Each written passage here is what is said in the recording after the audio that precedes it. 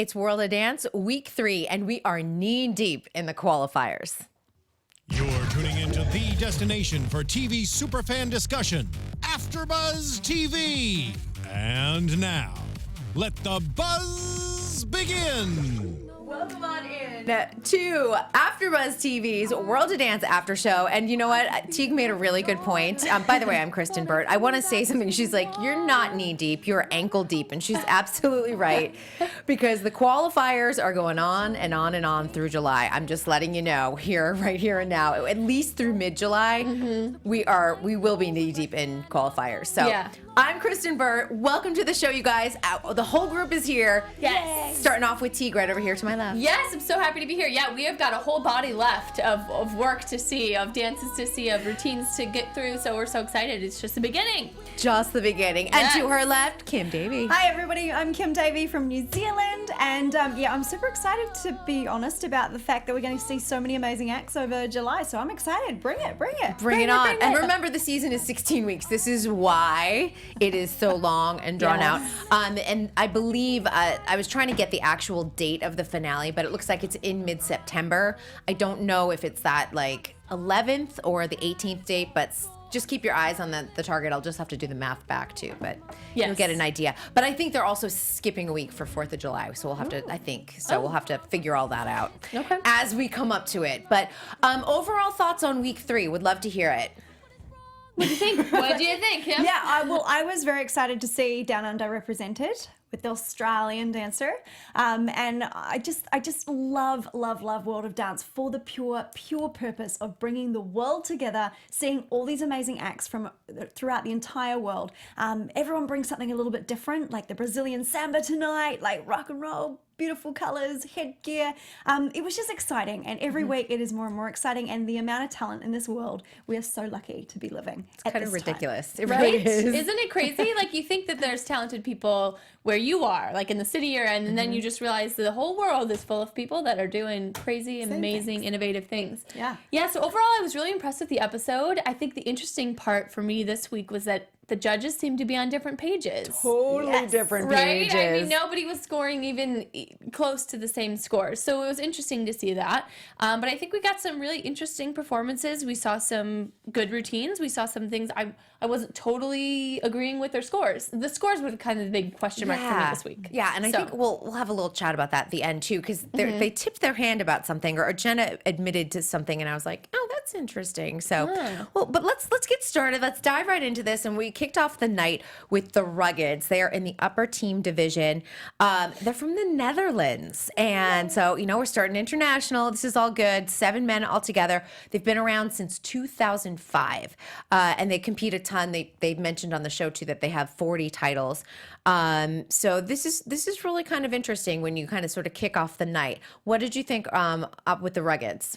Yeah, I mean, I thought it was interesting what the judges were saying about how they didn't think they were in sync at different times, because I actually didn't notice that. And normally obviously maybe the camera angle wasn't showing us at the time, but I thought they did an amazing job, and I particularly absolutely adored the ending with the upside down across the legs. That was amazing. That was standout for me. But overall, I think they were actually talked up a little bit more than I actually thought they performed. They've been with Justin Bieber, they were saying Rita Ora, performing all around the world, and those that don't perform all around the world are just as good, I think. Or maybe you have an off night. That happens too, because nerves get the best of you. That can totally happen. I did see some of their sync problems, so I was a little bit like, we have the standard, like Kim just came in last season. We've seen some really great crews in the first 2 weeks. I'm like, the bar is set really high for the crews too. There's no error, no margin of error at all for like being out of sync. Right, exactly. But I do think that they did do some things right. I think the costuming was great. I think that their style's there, their confidence is there. I like their energy overall. So they're hitting a lot of marks. Yeah. But is everything there? The first performance? I don't know. No, I mean, and listen, I think the scores definitely reflected that, and I don't think any of us would totally disagree on this, just hearing how we're all speaking about this. But it was 82 with Neo, 83 with J-Lo, and then 85 with Derek. So 83.3, they're kind of squeaking in there a little bit. So that means I really have to step it up for the duels. Right. And, you know, it's going to be interesting to see how they pair people, you know, because last year it was sometimes like a crew against like two people, or, you know, it's just like, it's going to be a little bit different, because I think that was in the junior division I'm talking about. They're going to be up against other people in the upper team division. So we'll see how that plays out. I don't know. I don't know either. I know. I think that they have the potential to put something good together. Yep. Just depends who they are up against. Yeah, it just wasn't standout, was it? It was not like super memorable. For me, it was only literally the last silhouette outline of the finale part, but otherwise it was like just another crew. Yeah, I kind of agree with you on that, because, you know, you sit there and I think about, like, I thought about the Fabulous Sisters all week long. They were so fantastic. Oh, I love that so much. The group from Japan. And it was one of those things, like, that stands out to you. I don't know how they're going to sustain that all the way through, because that's hard, or what they're going to do that's unique and different, but I'm looking forward to it. And I just thought about that routine over and over and over. The performance value. But am I going to think about that with the Ruggets? Probably not. I had to look at my notes. Yeah. Yeah. And that's it. You're like, what color are they wearing? Like, what did their, That's great. Yeah. I was going to say blue. That's a green. See, I don't know. There we go. Let's move on also to Josh and Taylor, and that gets us to the junior division. And another thing to think about is that, you know, they were both on season 1. He was in I'm a Beast, and she was in Kinte. Taylor is also very well known. If you guys know Taylor, she's been on the Ellen Show a whole bunch. She's had viral videos when she was like itty bitty. So she's been around in sort of like the viral dance community quite a bit. If you go out and you'll see her YouTube videos and things like that. She also, this is amazing because she's only 14. She was on Janet Jackson's Unbreakable tour. What? They had taken some kids on the Unbreakable tour. She was one of the kids. In fact, she was the youngest kid that went on tour with Janet. Oh my gosh. So all that information know that. changes everything. Doesn't She's it? had a You bit just- of experience. You're like, just a oh my tad. gosh. And this is a Canadian duo. We should also Yeah, Alberta. remind everyone of that, because it is World of Dance. Yeah. What did you think of their... I thought it was great. I think their intricate movement was really impressive. I loved the choreography. I think that they work really well as a pair. I thought the whole concept was interesting. Their outfit was great for what they were doing. Overall, it was a very polished routine, and that's what I like to see on the show. So I loved it. It was great. And the chair. I thought the chair. The chair was cool. I get a little nervous when I see a chair on a Right. stage, because I start feeling like, oh, is this going to be like a stereotypical prop? Of course. And they didn't treat it as such. Like Chicago. Yes. You're like, Here we go. But I mean, I thought the chair was used just impeccably, and oftentimes, like J-Lo said later on in another performance, about a little bit of a fear factor in there as well, because they're chucking it around, and you know, that little thin piece can go on eyes Yes. and other parts of bodies. But I think they utilize it so well and continuously as well, and very clever choreography overall. And it's interesting you just give us all the extra background on Taylor, because I was just like, Taylor was the easy standout for me. She has just got the performance factor down to a T, X factor. I just watched her the entire time. I didn't even realize there was a guy involved. You know? yeah, isn't that funny when you sometimes you're like, it's a duo, but you're like, I couldn't take my eyes off of her. And you know, it's funny. I feel like a lot of the juniors are highly influenced by Keone and Mari. They did mention it during the judging, you know. So like, yeah, which is incredible. And I love that like the world is like finally realizing and recognizing Keone and Mari. They've been around a long time, but it is one of those things that I'm like, I feel like a lot of the juniors kind of have like a Keone and Mari influence for season 2. Not a bad thing. I'm like, I'm certainly all for it. Right. And not a bad thing. However, if they overdo it, or if they don't do it right, or they don't execute it the right way, it could be dangerous. Well, yeah, and you know? also want to be, no one can have the magic that Keone and Mari have. Right. So how do you create your own magic, and how do you make it your own? And that's exactly what they did in this piece. Now they need to carry that throughout the next round. So, which is interesting. I know. It's like, I'm like, can we just get to the next round? But no, we are ankle deep. We're ankle deep in qualifiers. So the scores for Taylor and Josh were really strong. 94, 94, 92. And as I read these off, especially you guys that are listening to the podcast, 94, the first one will always be Neo, and then J-Lo's in the middle, and Derek's on the end. So that's how I'll read them off throughout the entire season, giving them an average of 93.3. they deserved it. In fact, I would have probably given them higher than that. Yeah, no, see, I could have on this one too. Derek scored them a little bit lower. And this is when I get like, I wish I knew a little bit more of the details. I'm noticing that, have you noticed that Neo's talking it out? Like the musicality was like, well, he's talking it out a little bit, but I want to hear more from the judges of like, Derek does not disclose information, and Derek is always the one I have questions about. I'm like, what? Where'd that come from? Because he's either really high or he's lower. Really low. I'm like, can you tell me what happened there? You know, like he's the one that is always like, what? I know. And where'd you get that? And, you know, I do love this scoring system. I love the 20, 20, 20, 20, like the 520s. I don't know if I said 520s at that point. But what I do love is that I wish I could see the details of where that, like, you got a 16 on choreo. Absolutely.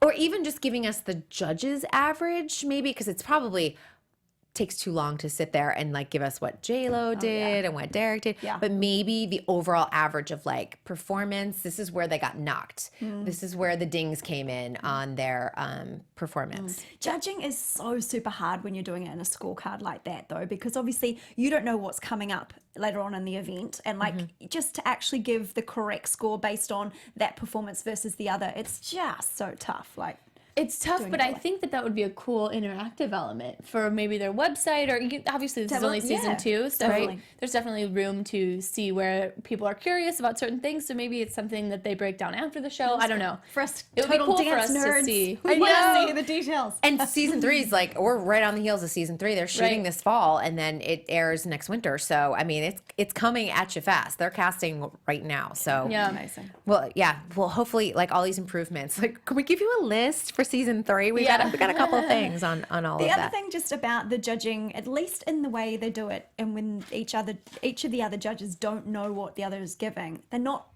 influenced by the other judges' comments, you know?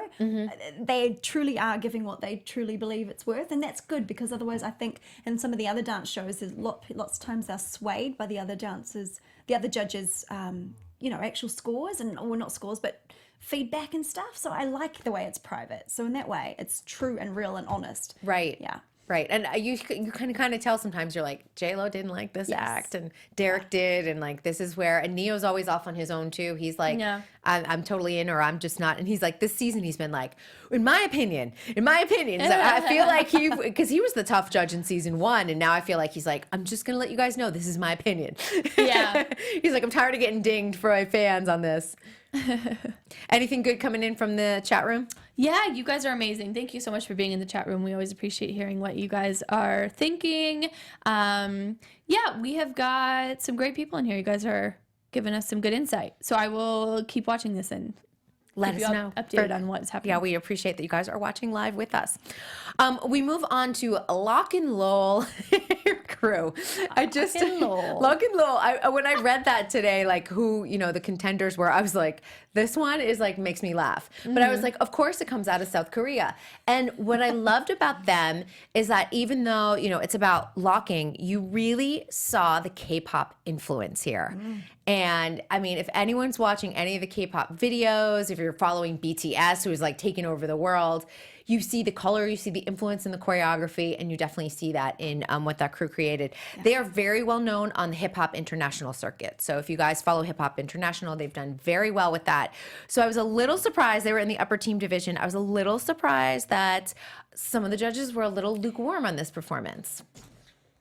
Yeah. Sorry. What do you think? What do you think? Yeah, well, I mean, I was again mesmerized, blown away. I just thought the costumes were stunning, and that costume change halfway through. Yeah. I was like, screaming out loud. I'm like, wow, that's awesome. I just love Korean dance groups, South Korean dance groups. They all are just their personalities as well. They're just so high energy and super excitable about all aspects of the performances. So they're just awesome. And yeah, I would have rated them absolutely higher than what they got, because I think they deserved it. I thought they were in sync. They looked pretty good most of the time. And they were talking about their transitions not being very well done or executed, but I didn't agree with that either. And maybe I'm not seeing right. Yeah, I was wondering too, because they said, and we felt like the energy dipped at the end. What? And I was like, really? I felt like it was, maybe it could have had a little bit more levels in energy. Yes, that would help. Because I felt like it was up here the whole time, and which is exactly what K-pop is. It's literally like, bam, in your face the whole time. Mm-hmm. Yeah. So I thought that it was good. I thought that the costumes, I love the costume change. I think that it gave me a little bit of like almost like a Broadway performance thing. Yeah, totally. I liked that. I do kind of see where they said the energy dipped a little bit. It just didn't hit as hard as some of the other groups did for me. I was very impressed with the intricacy of their movement. But I think it's tough when you really get critical and you kind of zoom in on one person, or I'm not sure everybody was on the same level. And that's maybe where it fell just a little bit short for me. But I think that it's, fixable. It's fixable, but to me, I felt like the judges were like, we're good. Like, I don't feel like the judges wanted, except for Derek, for them to move to the next round. Oh, yeah, J-Lo's face after Yes, the her results. face. So let me read off the scores, of course. From Neo had an 80, 79 for J-Lo, and then 84 for Derek. So I felt like Neo was like, I'm just Switzerland. I'm just going to give them an 80. Leave it up to the other two judges to figure it out. And J-Lo is like, 79. This will keep them low enough and keep them out. And Derek's like, oh, I have other ideas. 84. Yeah. Which then gave their average to what? An 81 and kept them in the game. And J-Lo's face was like, not happy. Not impressed. She was not impressed. She did not want them to go through. And I felt it. We saw it. It was very clear. That's tough. That's tough to see. But honestly, it should just be motivation. Hopefully they take it as motivation. It was weird. I agreed with Derek. I think they absolutely should have gone through. So thank you, Derek, for saving them. Trini boy, Trini. D. Yeah, it's D. This is our guy. Yes. He is saying that Poppin' and Lockin' is kind of a one-note style, so they have to give more in levels and creativity, which I think is a good point. That is a good point. And this is where we circle back to, it would be nice to know that, like, that's where J-Lo was like, this is where I'm giving you lower points in overall creativity or, energy-wise. So that's maybe overall performance quality. I felt like you guys were slightly down. If we just saw that maybe judges average or something like that, overall judges average, because again, we can't see the whole thing. If we Just have to have it up on the screen, They don't have to talk about it, but if we could just visually see it would be helpful. Because otherwise it'd be a 16-hour show, and we're going to be in the qualifiers for a while, as we said. So, but I think that would be helpful, and I think, and I sort of alluded to this earlier. Jenna talked about the juniors. She said, J-Lo had the lowest scores in terms of creativity in the junior division. Like, how are you guys like amping up your creativity? And I'm like, well, see, that's hard because we don't know that. We don't know that as an audience member. I'm not necessarily sure choreographers who are helping any of the contestants out necessarily know that. This is good information to have. And so I was like, oh, I can't believe Jenna actually revealed it and they put it on the show, because now I'd be like, okay, great. As if I have a junior contestant that I'm choreographing for, I'm going to be like, I really need to think outside the box in terms of creativity. But it might have been too late if they got, but if I'm going into season 3 and I know I have like short bet, I'm going to be really going, okay, creativity is something. We're going crazy. We're going all out for round 1. Yeah. And JLo's going to think this creativity is going to be coming out of her eyeballs. So that's what I would be doing as a choreographer. That is true. I think it's a good point. I mean, everybody wants to do that anyways. But it is a good thing to remember. It's a good note. And I was like, we aren't getting those notes or cues at all because we're just getting the generic score. It's like interesting. Was that like a slip? And that's something that Jenna knew that they just let slide and they didn't realize? Or is that actually fed to her to say that to get people thinking? Good question. For next. Yeah, and I mean, if it was like a little slip, they obviously didn't mind that it was like out there. They liked the question and put it on the air. They didn't edit it out. But obviously it's insider information though. It's not information that we know. Right. I mean, I'm sure she's getting a look at the general scores and how people are voting, and like Derek's looking at choreography or something, and Neo's looking for performance. Every judge has their thing, Yeah, their I'm little... definitely a performance person for sure.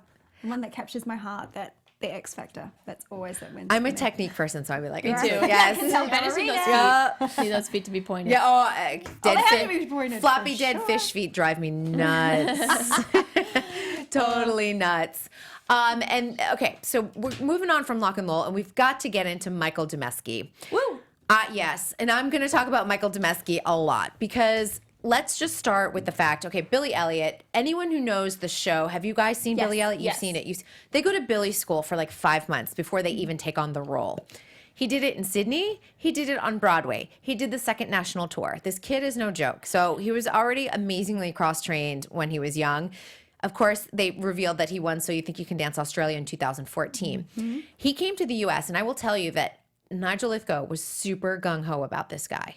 Brought him on summer of 2014 on the show. So that must have been what season? I'm trying to do my math really quick. Season 11? Yeah. Probably, yeah, 11, 12. 11, 12, yeah. 17, 18. I'm like 18 is 15. Oh, wait, I don't know. I don't know. I don't know. 9 was 12, 9, 10, 11. Yeah, it was season 11. Okay, so it was season 11. He performed on the finale, and everyone thought that he was going to be the next big male dancer. And I feel like we have seen other people eclipse him. Ricky Ubeda, who won season 11, has eclipsed him. We've also seen Lex Ishimoto, someone who else was in Billy Elliot, also eclipse him.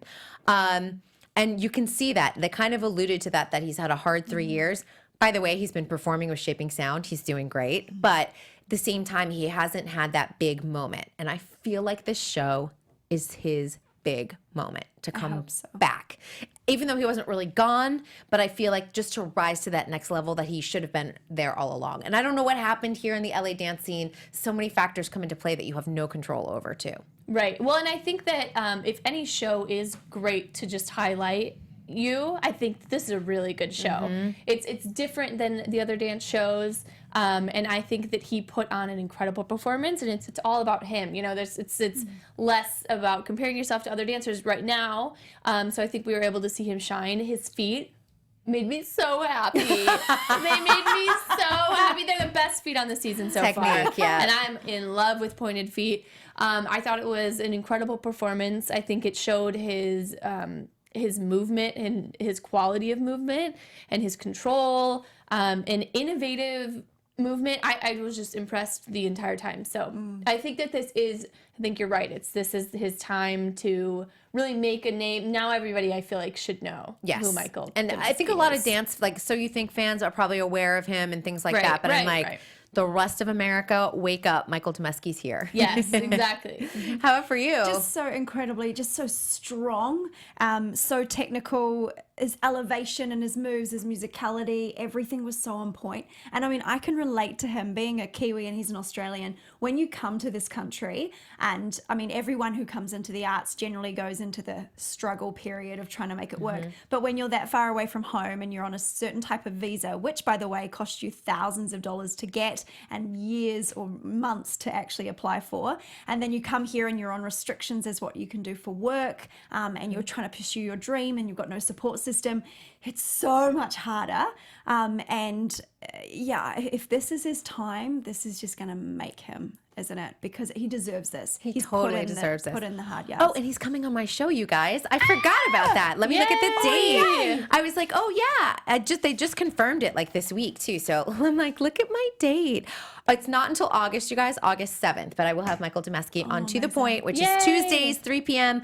Pacific time and 6 p.m. Eastern time. You need to just keep him from an extra long coffee afterwards so he can come on and hear. I know, right? I know. I'll be like, let's go out to dinner and then come on back.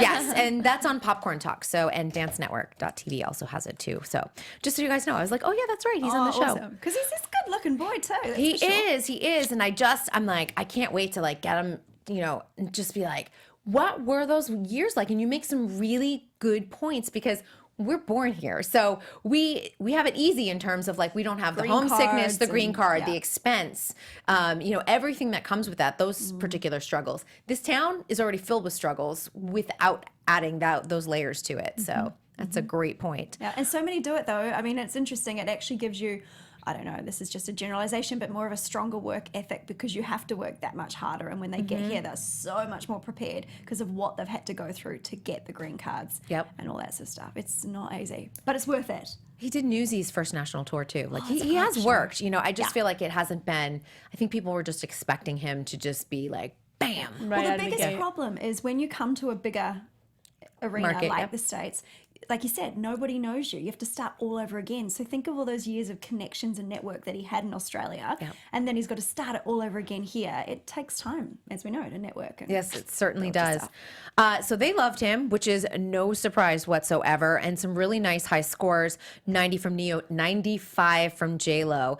I'm starting to really look at these scores. Remember, this is J-Lo's show, so I'm always starting to look at, like, who is she really liking? Who does she want to push through? That's why I was like, she clearly didn't want Lock and Lowell to continue through. But Michael Dembski, she's like, I'm in.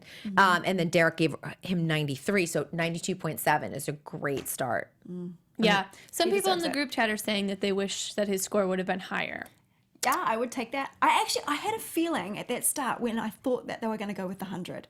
I just had Yeah. that like, wow. How Someone can you be does better get a than perfect that? score this season too, so everyone's been trying to guess who it is. I reckon so it's going to be him then. I'm going to put that out there. okay, put it out there. Well, and we saw really high scores the very first week too, when we Right. talked about it. Last week I felt like they leveled down, but now I feel like they've come down even more. So it's kind of interesting. But again, these were all filmed in the same sort of time period, as you can tell by their outfits.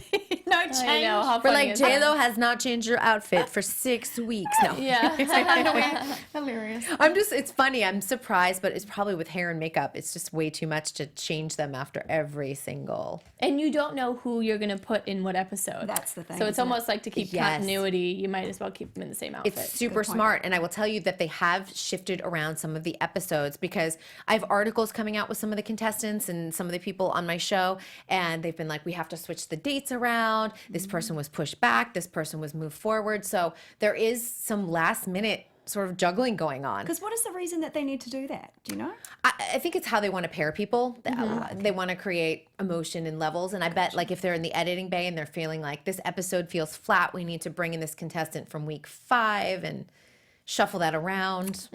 Right. Plus you need to keep a balance of upper team, junior team. You can't just throw all the juniors on one episode. So it's not an easy show to Showbiz. produce. No. It's not. And it's stuff that we forget about all the time too. But things we don't want people to forget, iTunes, subscribing to our podcast. Yes. Yes. We do not want you to forget that. I know. Well, especially Whether since you're- we're on season 2. Yes, we're on season 2. And whether you're watching us here on YouTube or you're listening to us on iTunes, we always appreciate your guys' feedback, your comments. We always love interacting with you guys when we're not on air and when we are on air, when we're in the live chat. But when you're in iTunes, if you want to give us a nice 5-star rating, we would greatly appreciate it and love you forever. And also while you're on iTunes, maybe give us a thumbs up because that'd be fun and cute and cool. We're not forcing you, but it'd be a nice gesture. So that'd be great. Yep. And I think wanna let most you of know. us roll on through the comments. I usually try and comment here and there. And Yeah, I definitely try to get back into those. Yep. So always good. But it does help us if the more you boost our podcast up, the higher up we go and the more visibility we get. So we love having that. It's important. Yeah. So we appreciate the support. Thanks, guys. And the last 3 contestants, this is kind of interesting. And, I'm starting to look like how they stacked this particular episode. It was very heavy on team, this particular episode. So it's kind of interesting how we're seeing all of that. And I've said there's been a lot of switching around. So we'll have to maybe pay attention in what happens in the next few weeks. Like, are we getting a lot of soloists and duos in the next few weeks? Because I feel like we've had a lot of crews. It feels very crew heavy. And we go into LD Dance Company doing the samba. They are actually out of Houston, by the way. So weird, right? Yeah, I Expect know. Brazil, somewhere Totally back. like unexpected. You're like, Houston, okay. Which they do have a very strong ballroom community, Latin ballroom community as well. But you're just like, oh yeah, Houston, I wasn't expecting that. They said, and I saw one of their social media posts, that it took them 9 months, 9 rounds of auditions altogether that stretched out a really long time. So gosh. I have a feeling that they had submitted a video. There are in-person auditions, so it was probably a lot of back and forth for them. So which makes it tough, but yes, and they were in the upper team division. What did you guys think on this one? She's like, Yeah, it's okay. For performance value, I love samba. I love everything about the Brazilian culture. I love the colors, the headgear. Performance value, entertainment, having a good time, absolutely. 110% loved it. And it's a shame that they did get cut down and they can't see them transitioning into the other styles, but we don't actually know that for a fact. Like each of those dancers could actually be trained ballerinas. I mean, probably not necessarily. I will say, but no, that studio, because I looked it up today. They're cross-trained across So the board. everything. So- Yes, all the ballet, jazz, they get it all. That was a bit more of an assumption based on not on fact, Right. rather than putting them through for, let's see what they can bring. yeah, it was just a little busy for me. And I appreciate busy if it's done well. I think the more elements you add to a dance, the more pressure you have to really keep it together, keep it tight, keep the visuals concise. It's a visual medium. If it's aesthetic and it's good to watch and you can keep it together while it's busy, I'm all for it. However, I'm just not sure it was together, and I'm just not sure everybody was on the same page energy-wise. It's like sometimes I'm a big zoomer. I'll zoom in on somebody kind of like toward the middle, back, side, and if they're not at the same energy as the person front center, it's just it drops a little bit for me. I'm not sure it was competitive enough, but I did like it. I liked it, but I'm surprised to hear that they had 9 months of auditions, because you would think that they would probably get their stuff even a little bit more concise and get feedback, and I'm surprised that it was 9 months and then that's kind of what they had. And my other thought, as I go back to season 1, was Swing Latino, which set the standard for, doing that.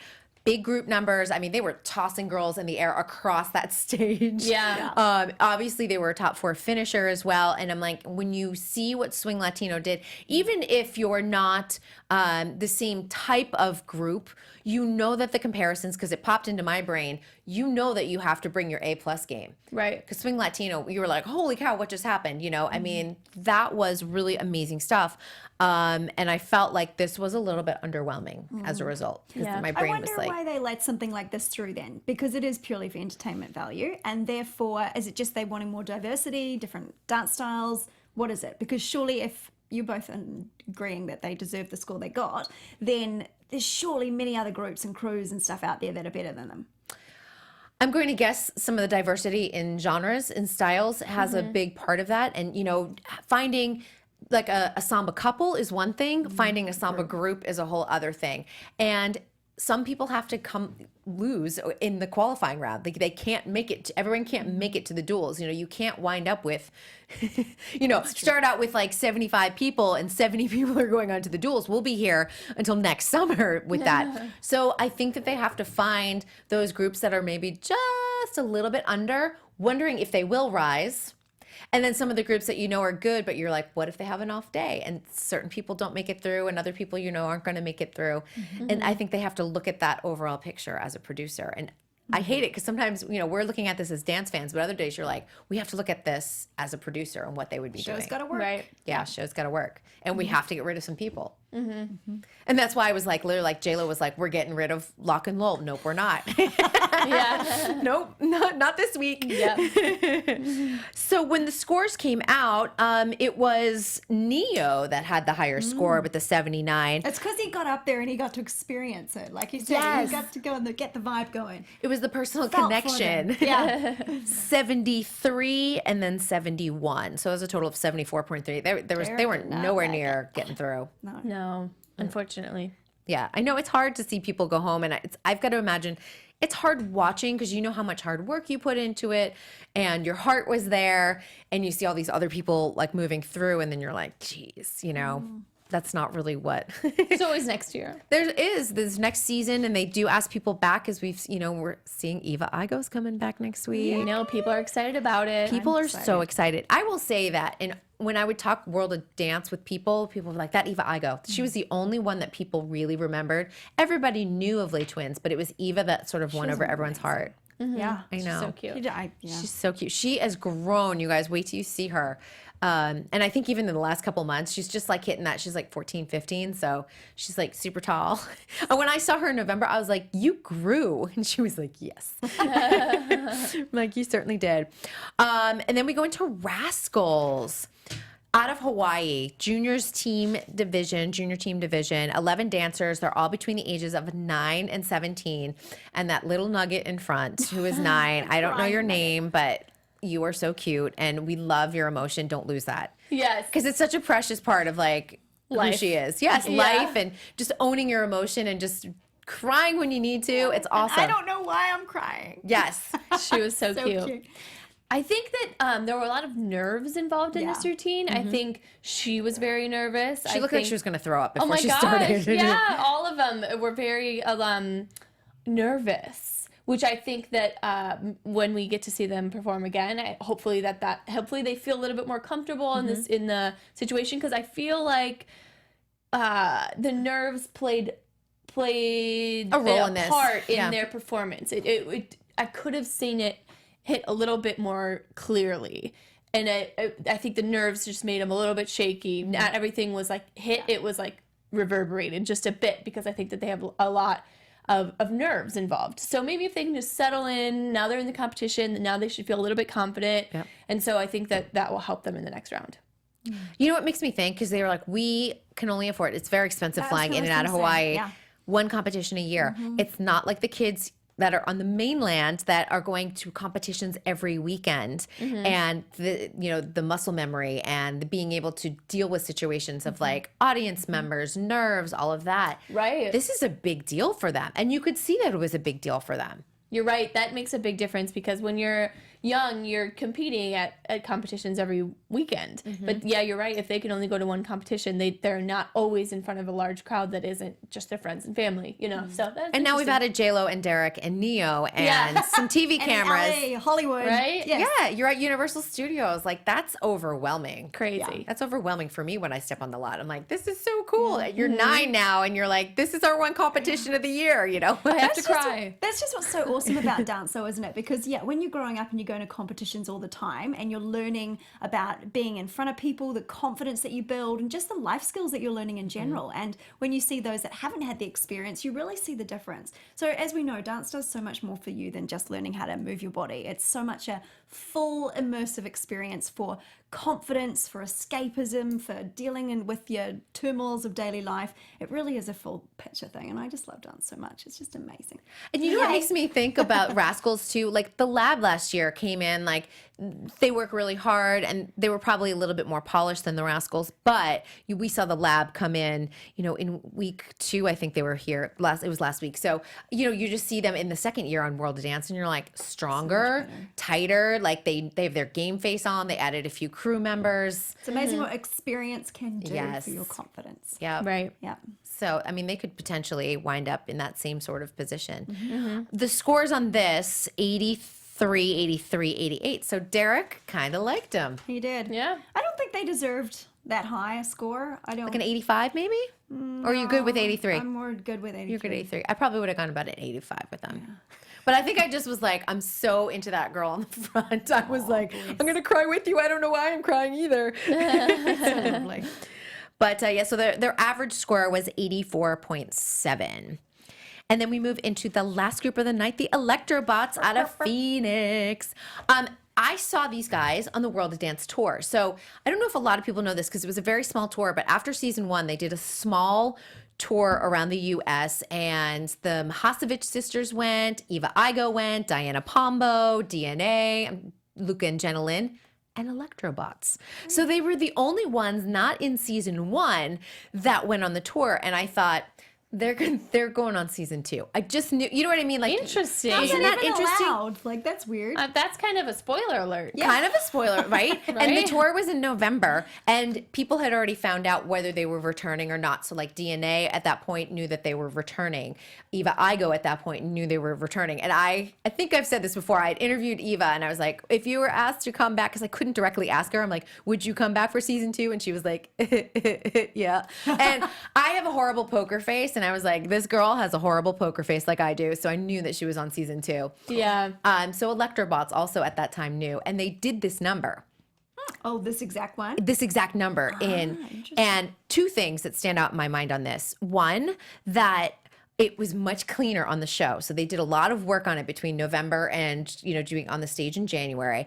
The other thing that made a huge impact on this number is that gorgeous LED floor that they are using this season to create sort of like all the lights in the universe or whatever. Gorgeous. It really gave it more atmosphere. So are you saying you didn't love it on tour? I liked it. I did not love it on tour, and I thought this made a bigger impact on camera. Good. Yeah. That's great. Yeah, and it's an improvement. So Yeah. I love seeing it. It was cleaner. It was sharper. Looked like they had really worked on their synchronicity. The great. opening was fantastic. Like the conveyor belt Yes. type movement, wasn't it? That was amazing. I like that turn. Oh, and the turn. Yes. Yeah, absolutely. But do you know what was really interesting? Because I think I've seen a very similar act, and I can't even remember who it was at the moment, on like America's Got Talent or something of this. Very similar. And they even had, I think, the same music. And overall, I didn't think they did that good a job. Oh, know. interesting. I thought it was I was so impressed. It's good to disagree, right? Yeah. But overall, some really cool moments, but it wasn't as sharp as I would want it to be. Okay. Yeah, so they need to step up the game, please.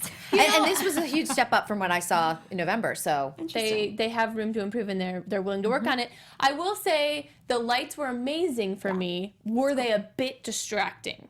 Did I feel like I didn't see every move as much as I would like to? Let's cover it up. Maybe as well. Or I can't decide. Was it a production thing to cover it up, or was it? Because I thought that their movements were really well. They were really well done, but I was almost like, what? I'm squinting to try and see what was going on. And this is where, because I felt like the LED floor like added some really nice element to it, but it makes me think if you strip it away and you did on a stage again, is it not as good? Or is it better?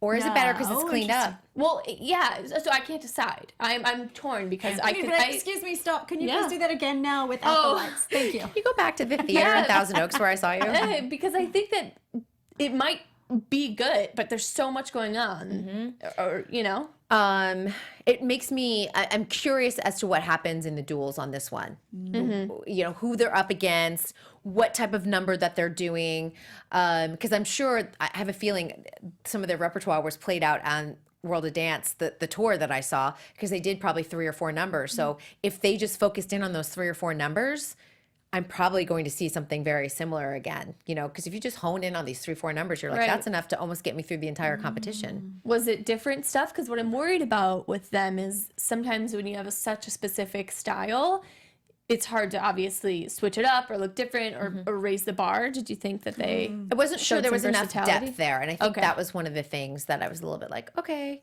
And they would do group numbers. And I think you could see the fact that they were more freestylers or just very specific to their style, technique-wise, if they had to go in and they did some like jazz numbers and things like that, or hip-hop numbers, which strong group in sync with everybody else that was on the tour with them. Sometimes it was a little bit, distracting, Yeah, okay, Yeah, interesting. So, Watch this space, I think, for that one. Yeah, I'm really interested to see because I really loved what they did this week. So I was happy to see that really strong improvement. What happens in the duels? Well, we'll find out in late July or August. Stay tuned. Stay tuned, people. 93, 88, 86. This was a pretty diverse range of scores as well. 86 was Derek, 93 was Neo, and 88 was J-Lo. So, plenty of room to get them to the next round. That was 89 average, but I think everyone else was sort of mixed on that. Right. Which is kind of interesting. Yeah, and I want to sort of talk about that LED floor because that is new this year. Last year they had the stage in the round. I talked with Brittany Cherry, which a lot of you guys know from Dancing with the Stars and So You Think You Can Dance. She was one of the supervising choreographers on the show this season, and I've got a big article with her coming out. But she talked about that stage, and for some dancers that had a lot of tricks in their routine, that LED floor was very distracting. I bet. Yes. I bet. And hard because you're kind of losing some. Especially, I don't do aerials. Do you? Yeah, I can. Some. Would you need to be able to spot the floor, right? Of course, right? Yeah. So I would imagine light in your face, like it's like why they say don't take photography when they're doing a show and stuff because it's right. It's right. disorienting. I could imagine. Right. With several tricks. And you're also having to make sure that like the judges are your front in a stage in the round. Like there's a lot of challenges. It's a beautiful stage. It looks great on TV. But you think about some of these distractions and some of the younger dancers, like, you look at someone like the Rascals that haven't had a ton of this experience, and you're like, there's a lot of overwhelming elements here. It's surprising they don't actually end up facing like away from the judges at the end, like, ta-da, oops. Ooh. Yeah. Yeah.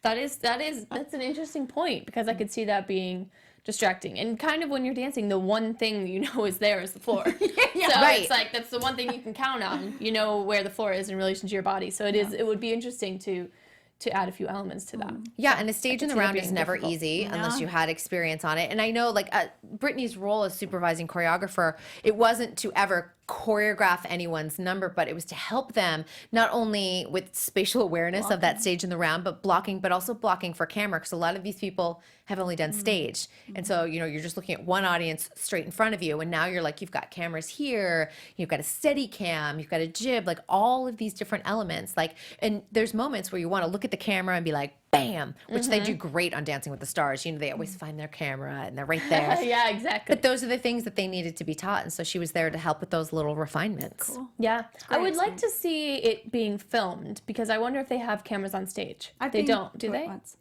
Do they have cameras on stage? Steady No. cam. I don't. It's a steady cam? I'm just trying to see. They're trying to think if we've seen a steady cam, because you know, when we always see the steady cams on So Right. You Think, and we see them on Dancing with the Stars. Right. Because we've been to several Dancing with the Stars, and they're like on stage with They're them. literally So I was on stage and they're wondering- circling around them. That's why I'm trying to think. I'm like, I went to do one we last see? season, and no. there No, wasn't. they've just the jib. Yeah. Okay, interesting. I wonder if this is the stage that small, because you know, you get there in person and it's a lot smaller. To have a steady cam up there, would that be super distracting? Well, they've got a bit of space in front of the judges, like specifically in front of the judges. There's that gap, but and then they've got the side when they walk on. But it's a decent size. I actually thought it was larger than I thought it was, which is not usually the case. But maybe because I expected it to be small. Yeah. Interesting. Because that's one of my favorite things about So You Think and Dancing with the Stars, when they utilize that steady cam, because it really gives you some up close, beautiful action, makes it the Emmy winning, you know, shows that they are, that type of thing, the camera work. That is true. I am missing that a little bit. More notes. We have more notes. Okay, we need specific judging notes. We need. But it's that would add another element of difficulty, because these routines are unpredictable. Dancing with the Stars is relatively predictable. You can run it with them a few times. With There's the always crew. two people, That's true. that know what they're doing, who have worked on the show forever. This is like every routine is 100% different. Everyone's in a different spot. So Yeah, I mean, if you had 11 crew members too, like throwing a steady cam in there, you have to be really careful. right. So they're flying through the air. Right, I know. What are you doing? Like flying them over? Yeah, exactly. Yeah, you're overhead. right. Yeah, so it's tough. It kind of interesting though to think about. And I will tell you guys, Emmy nominations are July 12th, and World of Dance is making a huge push. We talked a little bit about choreography, but they're also trying to get all of those production nominations as well. They're pushing Jenna for host. They're just pushing. They're trying to sort of crack the reality competition category. Okay. We'll see what happens. We'll see. Voting just opened on Monday, if you guys did not know that. So, so it's a little bit, we got a little bit of a wait till July 12th, but about a month from now. All right. That's exciting. Alrighty, you guys. Well, we will be back next week, of course, with the more qualifiers, week 4. I know. Lots of excitement. Keep on commenting. Kim, where can we find you? Yeah, everyone, you can find me on all my social media at Kim Davey Live. Amazing. And you can find me at Tiege Dooley-Panko. Oh, well, it's actually at Tiege DP. I don't know. I'm losing my mind. It's at Tiege DP. I'll see you there. Yes, and I'm at Kristyn Burtt on Twitter and the Kristyn Burtt on Instagram. We will see you all next week. Thanks for joining us. See you guys. Have a good week. From executive producers Maria Menounos, Kevin Undergaro, Phil Svitek, and the entire AfterBuzz TV staff, we would like to thank you for listening to the AfterBuzz TV network. To watch or listen to other after shows and post comments or questions, be sure to visit AfterBuzzTV.com. I'm Sir Richard Wentworth, and this has been a presentation of AfterBuzz TV. Buzz you later.